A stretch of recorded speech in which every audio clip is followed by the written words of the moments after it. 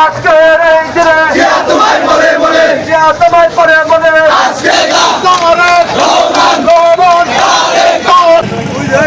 Programme করছি। এর ভিতরে যে আমাদের দালাল আছে, এই দালাল যাতে আমাদের এই কমিটির মানে এই এর ভিতরে না ঢুকতে পারে, এর ভিতরে সহযোগিতা করবে।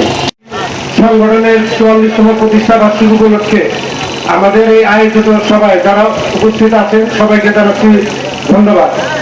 আমাদের এই শান্তির এই আন্দোলনে সংগ্রামে যারা শহীদ হয়েছেন সেই সমস্ত শহীদের রক্তের বিনিময়ে আমরা বাক স্বাধীনতা ফিরে পেয়েছি। এই স্বাধীনতা আমরা যে স্বাধীনতা যারা আমাদের এনে দিয়েছেন সেই স্বাধীনতা আমরা রক্ষা করব, এই প্রতিজ্ঞায় আমরা সবাই প্রতিজ্ঞাবদ্ধ হব। যারা স্বৈরাচারী প্রতিষ্ঠা করেছে সে সমস্ত খুনি হাসিনা এবং সমস্ত এমপি মন্ত্রী সবাইকে আইনের আওতায় এনে তাদেরকে কঠিন শাস্তি দেওয়ার ব্যবস্থা করা হোক।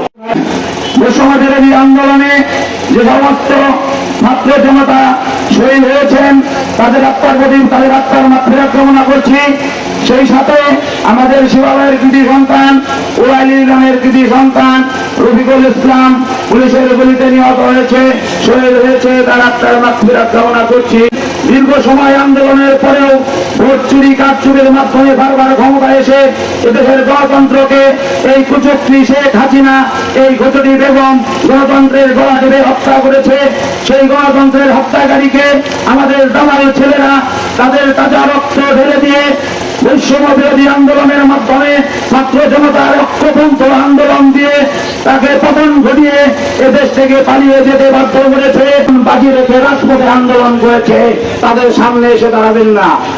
যারাই শহীদ হয়েছে, যারাই কবরস্থ হয়েছে, জালেমের গুলির আঘাতে যারাই শহীদ হয়েছে সকলকে মাফ করে শাহাদাতের সর্বোচ্চ মর্যাদা দিয়ে দিন। আয় রব্বে করিম তাদের পরিবার পরিজন রব্বে করিম বেগম খালেদা জিয়া আপনি তাকে পরিপূর্ণ সেবা দান করুন। আয় রব্বে করিম তাকে আপনি পরিপূর্ণ সুস্থতা নিয়ামত দান করুন। আয় রব্বে করিম আমাদের দোয়াকে তুমি কবুল আর মঞ্জুর করে নাও। যা চেয়েছি তাও দান করো, যা চাইতে পারি নাই মনের মধ্যে রয়েছে মনের সমস্ত চাওয়াগুলোকে তুমি পূর্ণ করে দাও। সাল্লাল্লাহু তাআলা আলা খায়রি খালকি মুহাম্মদ ওয়া আলা আলিহি ওয়া সাহবিহি আজমাইন ইয়া আরহামার রাহিমিন।